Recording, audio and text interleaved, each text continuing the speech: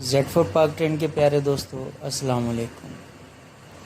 آج کی ویڈیو میں انتہائی اہم معلومات کے ساتھ آپ کی خدمت میں حاضر ہیں۔ دوسری عالمی جنگ کی کھٹارہ وین سے پاکستان کی بڑی فلاحی ایمبولینس سروس کے قیام تک کا سفر اور عبدالستار ایدھی کی زندگی کے بارے میں کچھ معلومات۔ تو آئیے ویڈیو شروع کرتے ہیں۔ یہ 70 کی دہائی کی بات ہے۔ شام کے وقت کراچی کے سول اسپتال سے ایک ایمبولینس سندھ کے شہر سانگر کے لیے روانہ ہوئی۔ ایمبولینس میں ایک جوان لڑکی کی میت موجود تھی جو کچھ دیر قبل ہی ٹی بی جیسے موذی مرض کے ہاتھوں ہلاک ہوئی تھی۔ میت کے ہمراہ لڑکی کی والدہ اور دیگر احباب تھے، جبکہ اس ایمبولینس کو ایک بارش شخص چلا رہا تھا۔ ایمبولینس میں سوگ کا ماحول تھا، جبکہ میت اور لواحقین کی دیکھ بھال کے لیے ایک نوجوان نرس بھی ایمبولینس میں موجود تھی۔ کراچی کے شہر سے نکل کر یہ ایمبولینس اپنے راستے پر رواں دواں تھی۔ شہر کے بعد شہر، گاؤں کے بعد گاؤں گزر رہا تھا۔ جیسے ہی ایمبولینس سانگر شہر کی حدود میں ایک سنسان راستے پر پہنچی تو چند افراد نے ایمبولینس کو روکنے کا اشارہ کیا۔ ایمبولینس کو روکنے والے یہ افراد دراز قد گھوڑوں پر سوار تھے۔ انہوں نے سفید پگڑیاں سروں پر باندھ رکھی تھیں۔ یہ ڈاکو تھے۔ ان کا ارادہ اس ایمبولینس میں سوار لوگوں کو لوٹنے کا تھا۔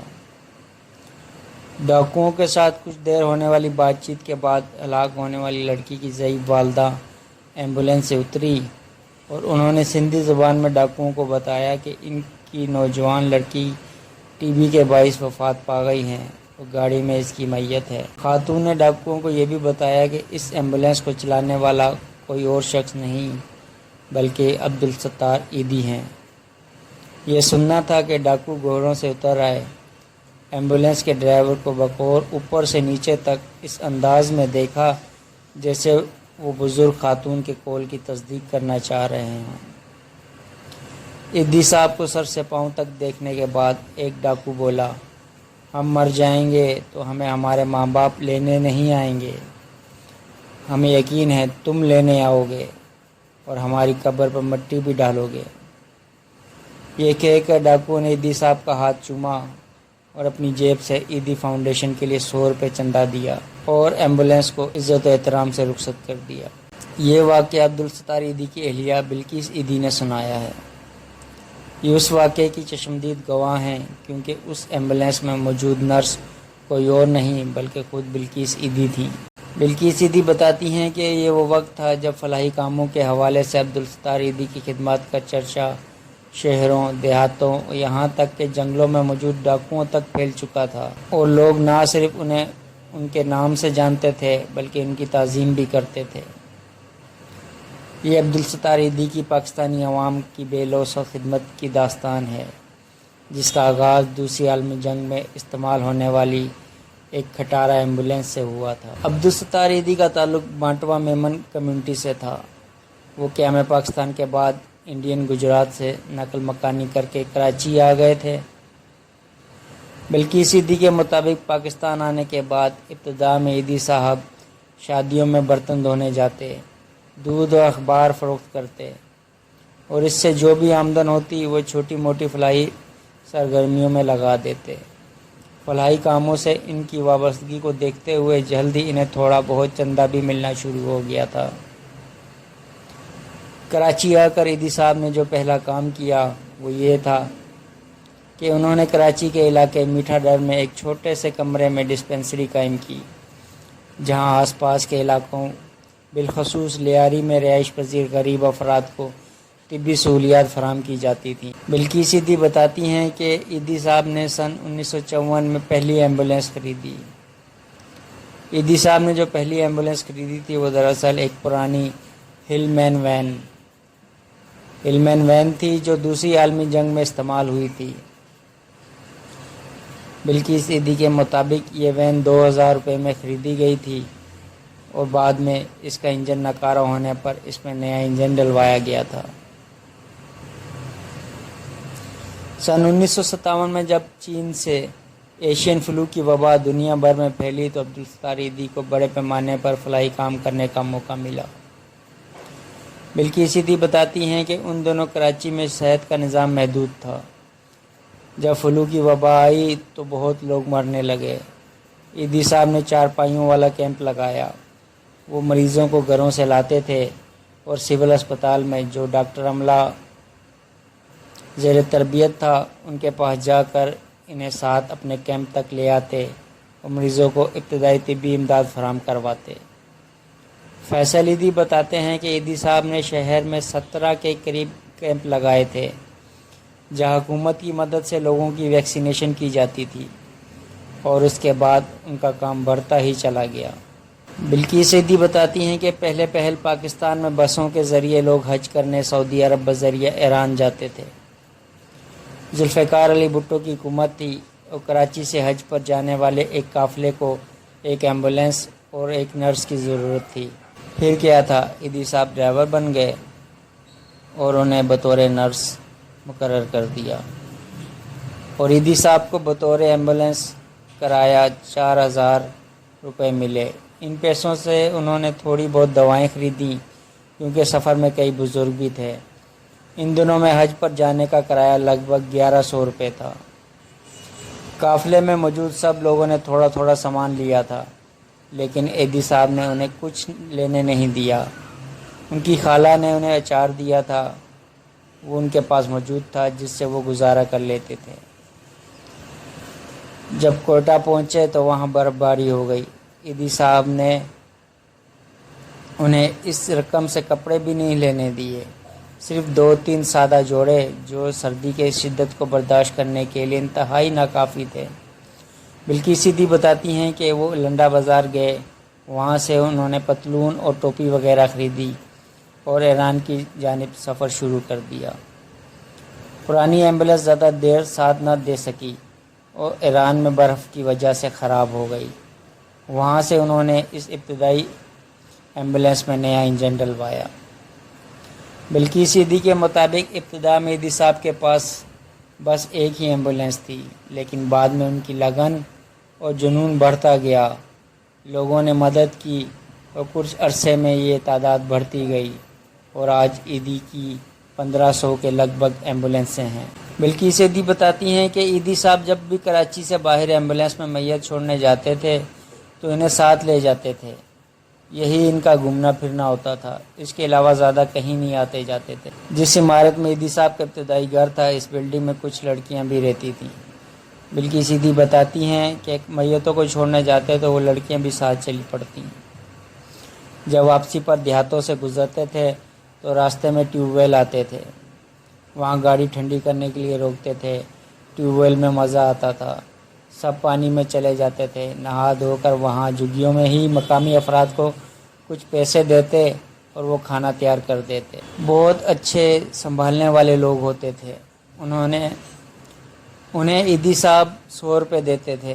وہ مرغی کاٹ کر سالن اور ساتھ پراٹھے بنا دیتے تھے، مکھن اور لسی کا بڑا گلاس دیتے اور چارپائی بھی بچھا کر دیتے تھے۔